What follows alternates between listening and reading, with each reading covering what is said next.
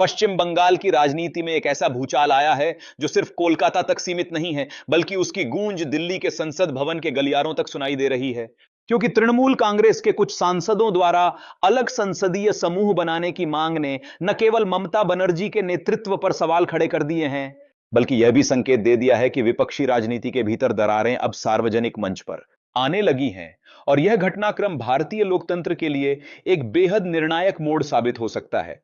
क्योंकि जब किसी सत्तारूढ़ राज्य की सबसे बड़ी पार्टी के भीतर से ही संसदीय स्तर पर अलग पहचान की मांग उठती है, तो वह केवल संगठनात्मक असहमति नहीं होती, बल्कि वह सत्ता, नेतृत्व, रणनीति और भविष्य की दिशा पर गंभीर अविश्वास का प्रतीक बन जाती है। दोस्तों, इस वीडियो में मैं आपको इस पूरे घटनाक्रम की परत दर परत पूरी सच्चाई बताने वाला हूं, लेकिन उससे पहले एक छोटी सी गुजारिश है। अगर आपने अभी तक इस वीडियो को लाइक नहीं किया है तो घोड़ी मीडिया के सुस्त एंकरों की तरह आलसी मत बनिए, तुरंत लाइक बटन दबाइए। इस वीडियो को अपने दोस्तों और परिवार के साथ शेयर कीजिए और कमेंट में जरूर बताइए कि आप भारत के किस शहर या राज्य से हमें देख रहे हैं। चला रहे हैं, क्योंकि आपकी आवाज ही इस चैनल की ताकत है। और अगर आपने अभी तक हमारे चैनल को सब्सक्राइब नहीं किया है तो जल्दी से कर लीजिए, क्योंकि चैनल बदल सकते हैं लेकिन सच्ची खबर नहीं बदलती है। अब आइए सीधे मुद्दे पर आते हैं। क्योंकि आज तक की रिपोर्ट के मुताबिक तृणमूल कांग्रेस के कुछ सांसदों ने अलग संसदीय समूह बनाने की मांग रखी है, और यह मांग ऐसे समय में आई है जब पश्चिम बंगाल की राजनीति पहले से ही कई स्तरों पर उथल पुथल से गुजर रही है। और इस पूरे घटनाक्रम को समझने के लिए हमें सिर्फ इस एक खबर को नहीं, बल्कि उसके पीछे के राजनीतिक समीकरण, हालिया चुनावी परिणाम, पार्टी के अंदरूनी तनाव और राष्ट्रीय स्तर पर विपक्ष की एकजुटता की रणनीति को भी समझना होगा। क्योंकि राजनीति में कोई भी कदम अचानक नहीं उठाया जाता है, बल्कि उसके पीछे लंबे समय से चल रही प्रक्रियाएं और असंतोष छिपे होते हैं। सबसे पहले यह समझना जरूरी है कि संसदीय समूह का मतलब क्या होता है। क्योंकि संसद में किसी पार्टी का आधिकारिक समूह उसकी पहचान, उसकी बोलने की ताकत, उसके संसदीय अधिकार और उसकी राजनीतिक सौदेबाजी की क्षमता को निर्धारित करता है।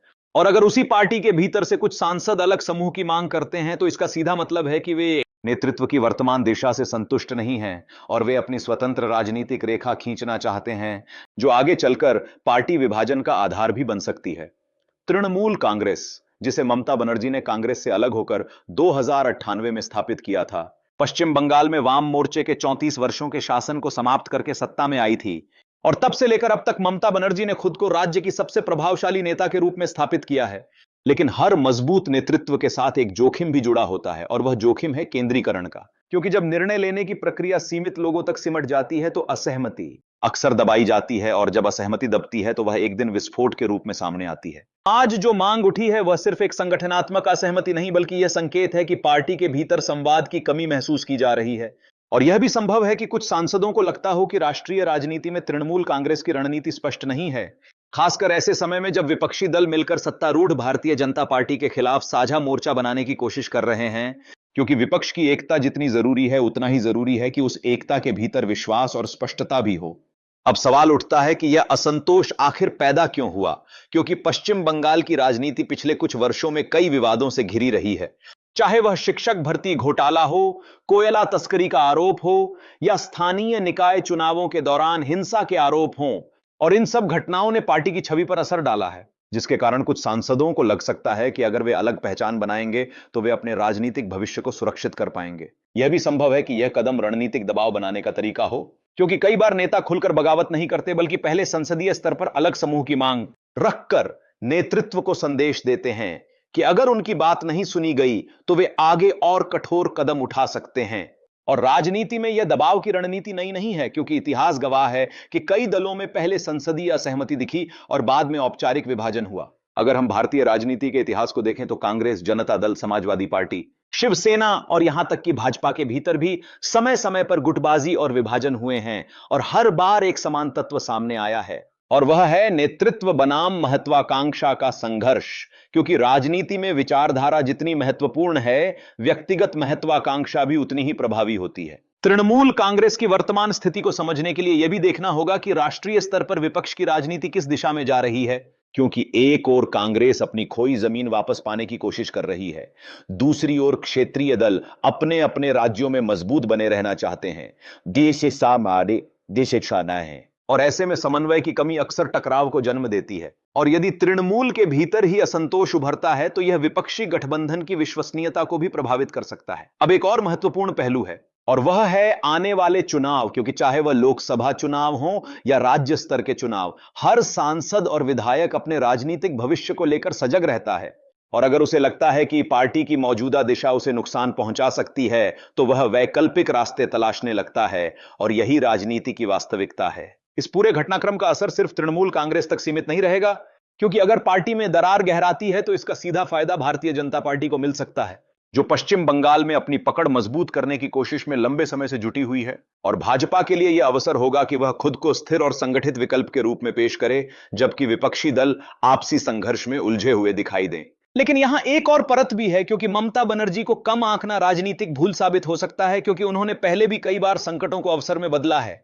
और अगर यह असंतोष सीमित स्तर तक है, तो संभव है कि वह आंतरिक बातचीत के जरिए इसे सुलझा लें और पार्टी को फिर से एकजुट कर दें, क्योंकि मजबूत नेतृत्व की पहचान ही यही होती है कि वह असहमति को बिखराव में बदलने से पहले संभाल ले। अब सवाल यह भी है कि क्या यह मांग औपचारिक रूप से पार्टी विभाजन की ओर बढ़ेगी, या यह सिर्फ दबाव की रणनीति बनकर रह जाएगी, क्योंकि संसदीय नियमों के तहत अलग समूह बनाने के लिए एक निश्चित संख्या में सांसदों का समर्थन जरूरी होता है। और अगर वह संख्या पूरी नहीं होती तो यह कदम सिर्फ प्रतीकात्मक रह सकता है, लेकिन प्रतीक भी राजनीति में संदेश देने का काम करते हैं, और कई बार प्रतीक ही बड़े बदलाव की शुरुआत बनते हैं। पश्चिम बंगाल की जनता इस पूरे घटनाक्रम को ध्यान से देख रही है, क्योंकि मतदाता अंततः स्थिरता और स्पष्टता चाहता है। और अगर उसे लगे कि पार्टी के भीतर अस्थिरता है, तो वह विकल्प तलाश सकता है। और यही लोकतंत्र की खूबसूरती है कि अंतिम निर्णय जनता के हाथ में होता है।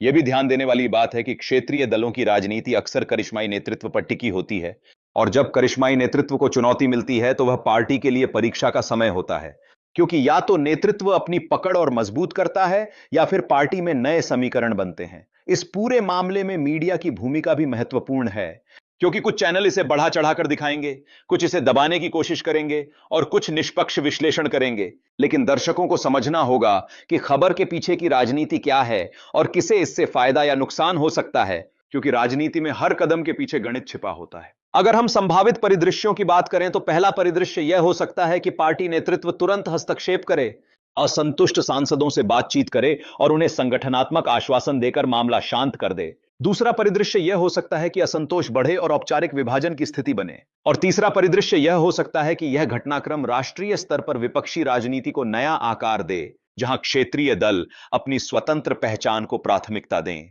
इन सभी संभावनाओं के बीच एक बात साफ है कि पश्चिम बंगाल की राजनीति अब एक नए मोड़ पर खड़ी है, क्योंकि जब सत्ता में बैठी पार्टी के भीतर से आवाज उठती है, तो वह सिर्फ अंदरूनी मामला नहीं रहता, बल्कि वह लोकतांत्रिक विमर्श का हिस्सा बन जाता है। और यही कारण है कि इस खबर को हल्के में नहीं लिया जा सकता है। अंत में मैं आपसे यही कहना चाहता हूं कि राजनीति में बदलाव हमेशा अचानक दिखाई देता है, लेकिन उसकी तैयारी लंबे समय से चल रही होती है। और तृणमूल कांग्रेस के भीतर उठी यह मांग भी संभवतः उसी लंबी प्रक्रिया का परिणाम है, जिसका असर आने वाले महीनों में और स्पष्ट होगा, क्योंकि राजनीति में हर कदम भविष्य की दिशा तय करता है। आप इस पूरे घटनाक्रम को कैसे देखते हैं? क्या यह तृणमूल कांग्रेस के भीतर लोकतांत्रिक असहमति का संकेत है, या फिर नेतृत्व संकट की शुरुआत है? अपनी राय कमेंट में जरूर लिखिए, क्योंकि लोकतंत्र में चर्चा ही जागरूकता की पहली सीढ़ी होती है। और हम इस मुद्दे पर आगे भी आपको हर अपडेट और गहराई से विश्लेषण देते रहेंगे, क्योंकि सच्चाई को समझना और समझाना ही हमारा उद्देश्य है।